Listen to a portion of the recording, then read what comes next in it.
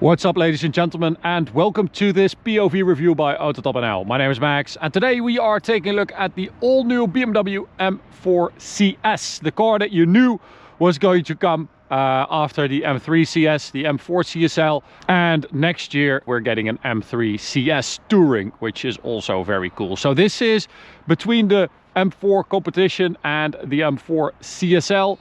So you have M4C, M4 CS, M4 CSL. That's basically how it works. This is a bit more hardcore than the M4 competition. It gets some bits and pieces from the CSL, but it's not as hardcore as that car. So today I'm going to show you around it. We'll take a look at the spec and then we'll take it for a drive towards the Autobahn for an Autobahn blast. So let's take a look at the M4 CS. Let's start with the spec. This is Riviera Blue, which I think is a new color. And on the M4 CS, you have a choice of 4 colors: Brooklyn Gray, Sapphire Black, Riviera Blue, and Frozen Isle of Man Green. I don't think you can get individual colors on the M4 CS yet. Because I couldn't find it in the configurator, but I think this is an individual color. So I think they just selected a couple of colors for the CS. At the front you get a more aggressive carbon fiber splitter there. You get the carbon fiber exterior pack, so the intakes, the mirrors as well, and of course you get a different grille. So this is basically the CSL grille with that red edge around it, and you get an M4 CS badge. You also get the new headlights, of course, for the facelifted M4 with the yellow daytime running lights. Well, they're not really daytime running lights, because when they just are daytime running lights, they're white, and when you switch on the headlights they turn yellow, and also when you lock and unlock the car they're yellow. Compared to the pre-facelift headlights, I think it's a bit less angry, a bit less aggressive, a bit less BMW, but I do like the yellow touch. You also get the carbon fiber bonnet from the CSL, and with the 2 stripes. The only issue I have with this is that the front, it feels like they did a lot to make this more aggressive, right? So you have the new grille, you have the yellow DRLs, you have the splitter, the carbon intakes, the bonnet. Everything is very, you know, aggressive and wider with that wide splitter, and then you move from this to that and it kind of disappears, because yeah, you don't have a wide body on the M4, not like with the M3, unfortunately. So this is a bit, I don't know, it doesn't really match the front, if you ask me. And I have that same issue with the splitter, because the splitter is carbon fiber and very wide, and then you move up here and you get this gloss black side skirt and this gloss black rear lower part of the bumper. Then the diffuser is carbon fiber, but I think it doesn't really match together. So yeah, I think they should have added a little bit of carbon fiber there to the side and the rear. But anyway, we've got Michelin Pilot Sport 4S rubber on these CS specific wheels. You can also get them in gold. They are a kilo per wheel lighter than the regular wheels.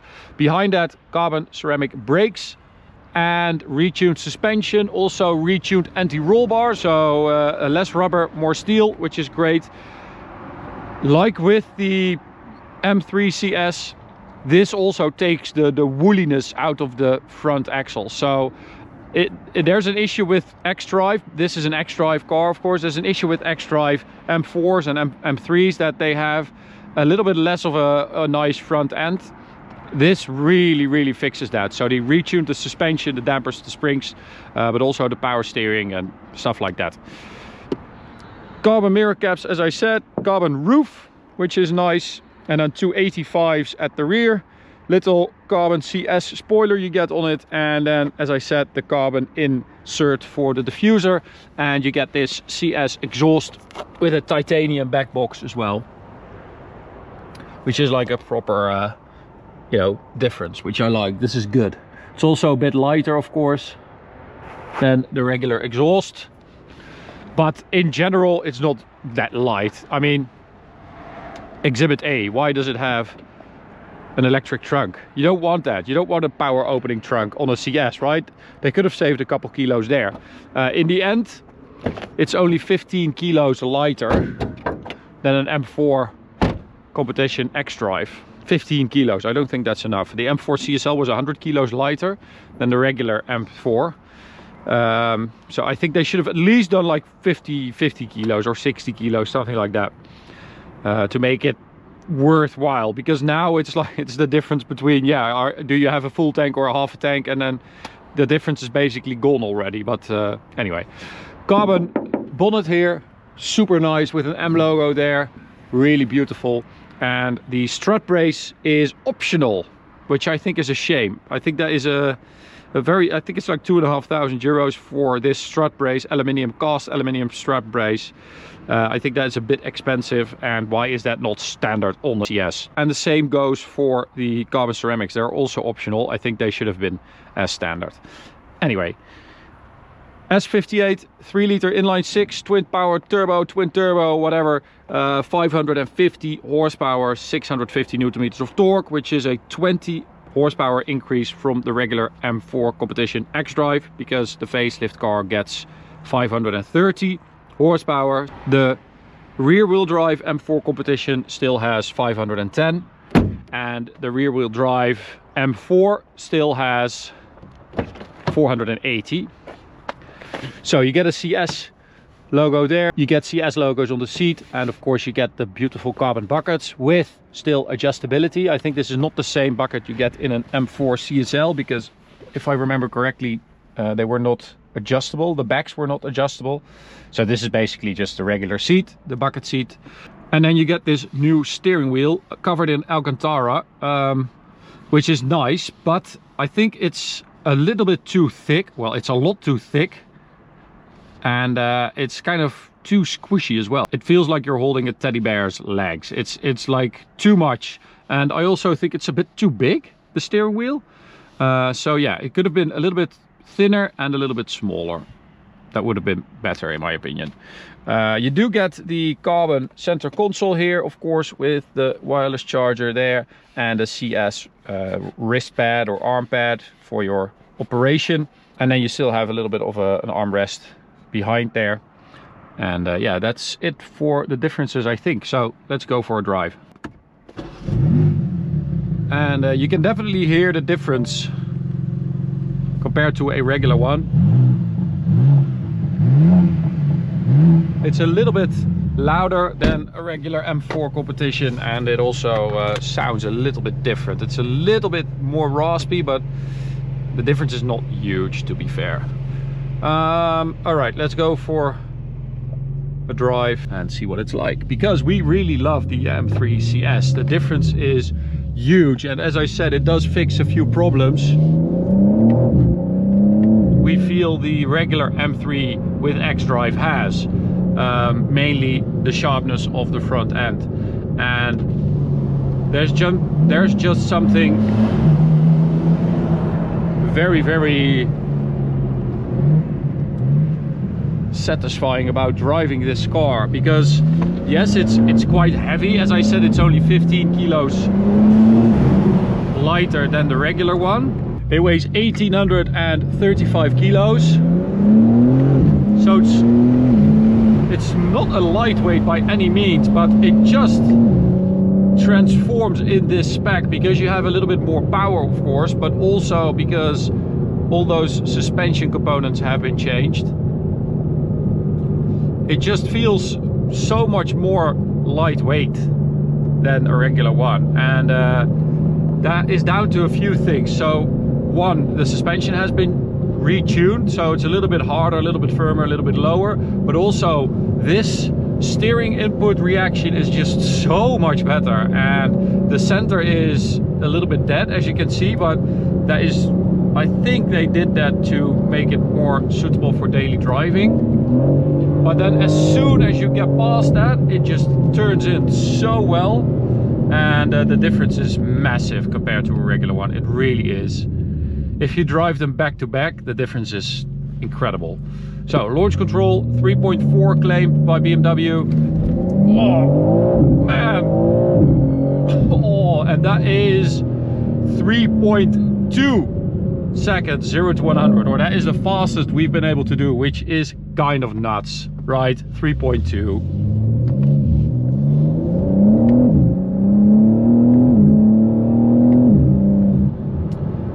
yeah, 3.2 is pretty insane, and I think that is the only benefit really of the X-Drive. I don't really use it that often, but I do get it. You know, your launch is so much better, and the exit, if you're thinking about track driving, your corner exits and stuff, it's so much faster, and also it's a lot safer. So I do get the idea of it, the idea behind it, but I do think that a four-wheel drive track car is just a bit stupid. Because rear-wheel drive is just more fun, and it is so good in rear-wheel drive. It's so composed, and it's so easy to place, it's easy to correct. It's very good. This CS lineup that BMW has got going recently, M2 CS, M5 CS, M3 CS, M4 CS, very good. Sometimes I do feel like, why couldn't they have done that in the first place? But I do quite like the variety of it. Okay, so let's head towards the Autobahn and see what it's like over there. As I said, it's like a combo between track driving and daily driving. That is sort of the setup that they went for, I think, with this. So it should also still work really well on the Autobahn.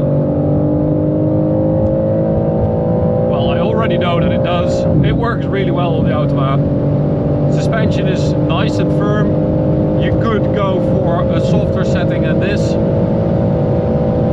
Tire pressure is nonsense.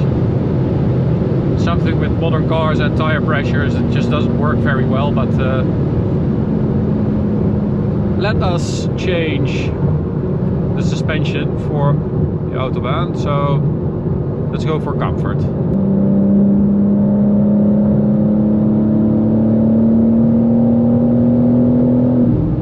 Performance-wise, it is also very impressive. We did a 100 to 200 in 6.9 seconds, which is just 1/10 of the pace of an M4 CSL, which is quite a bit lighter and has the same amount of power, and is also limited to 1,000 and was very expensive. So although I do prefer that car, the CSL, to this when it comes to like driving, performance on this is very good. Top speed 302 kilometers an hour. Now, might be a bit too busy right now to get close to that, but we'll give it a go.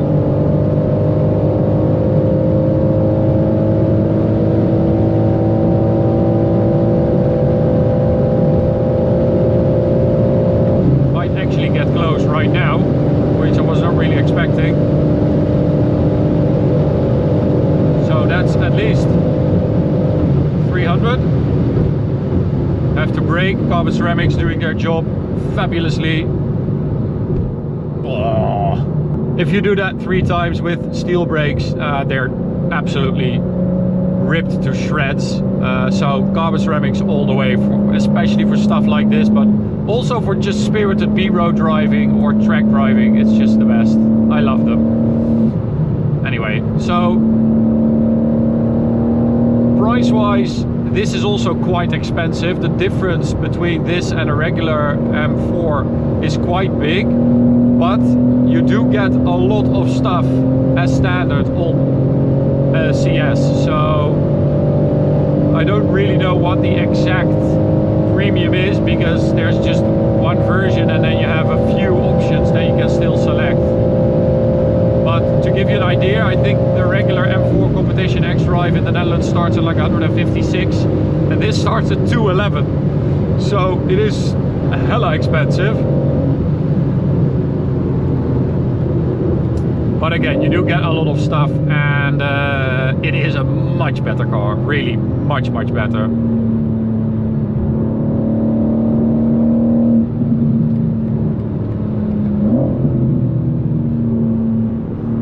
Tires stick really well as well. It's just all around, it's just a very nice experience that you turn it in and the car does what you expect.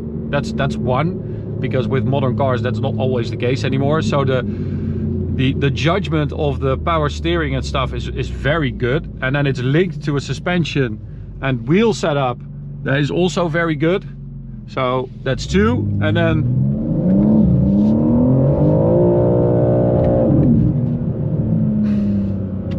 it's just everything has been set up so well in this car that the driving pleasure, it just comes automatically, whereas in the normal one you feel a bit disconnected sometimes, the X-Drive one. So yeah, big improvement. So that is that for this video. As you can see, it's a bit too busy to do anything else, but we did do top speed in the first video we uploaded with this car. As you might know, we always upload multiple videos. So the first video, if you want to check that out, we've got top speed in there, which was 308 kilometers an hour GPS, which is a bit more than you pay for. So if you want to check out that video, click in the top right corner. Yeah, all around a really good car. A lot of fun to drive on a B road or on the track, but also on the Autobahn or just as a daily. It's a little bit stiffer and harder, I would say, than a regular competition, but it's nothing too extreme, and still you do enjoy a lot more driving pleasure and driver involvement, and just, yeah, it's a lot better. So thanks for watching. Hope you enjoyed it. You can subscribe by clicking the big button in the middle. You can also check out this video, this playlist, and I'll see you at the next one. Bye.